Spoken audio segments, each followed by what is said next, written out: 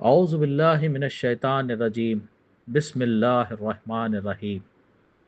بے شک ہم نے روشن اور واضح آیتیں اتار دی ہیں، اللہ جسے چاہے سیدھی راہ دکھا دیتا ہے۔ اور کہتے ہیں ہم اللہ اور رسول پر ایمان لائے اور فرمانبردار ہوئے، پھر ان میں سے ایک فرقہ اس کے بعد بھی پھر جاتا ہے، یہ ایمان والے ہے ہی نہیں۔ جب یہ اس بات کی طرف بلائے جاتے ہیں کہ اللہ اور اس کا رسول ان کے جھگڑے چکا دے، تو بھی ان کی ایک جماعت منہ موڑنے والی بن جاتی ہے۔ ہاں، اگر انہی کا حق ہو تو متی و فرما بردار ہو کر اس کی طرف چلے آتے ہیں۔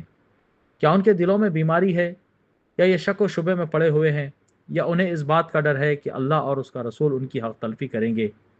بات یہ ہے کہ یہ لوگ خود ہی بڑے ظالم ہیں۔ ایمان والوں کا قول تو یہ ہے کہ جب انہیں اس لیے بلایا جاتا ہے کہ اللہ اور اس کا رسول ان میں فیصلہ کر دے، تو وہ کہتے ہیں کہ ہم نے سنا اور مان لیا۔ یہی لوگ کامیاب ہونے والے ہیں۔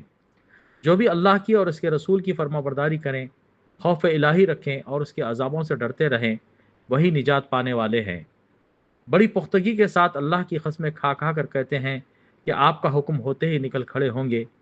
کہہ دیجئے کہ بس قسمیں نہ کھاؤ، تمہاری اطاعت کی حقیقت معلوم ہے، جو کچھ تم کر رہے ہو اللہ اس سے باخبر ہے۔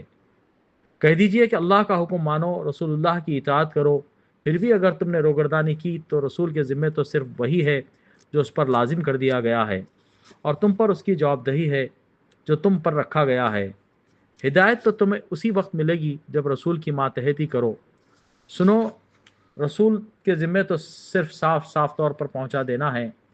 تم میں سے ان لوگوں سے جو ایمان لائے ہیں اور نیک اعمال کیے ہیں، اللہ وعدہ فرما چکا ہے کہ انہیں ضرور ملک کا خلیفہ بنائے گا، جیسے کہ ان لوگوں کو خلیفہ بنایا تھا جو ان سے پہلے تھے، اور یقیناً ان کے لیے ان کے دین کو مضبوطی کے ساتھ محکوم کر کے جمع دے گا، جیسے ان کے لیے وہ پسند فرما چکا ہے، اور ان کے خوف و خطر کو امن و امان سے بدل دے گا۔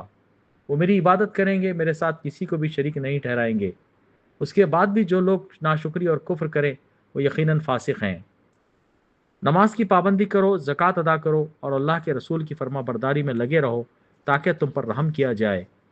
یہ خیال آپ کبھی بھی نہ کرنا کہ منکر لوگ زمین میں ادھر ادھر بھاگ کر ہمیں ہرا دینے والے ہیں۔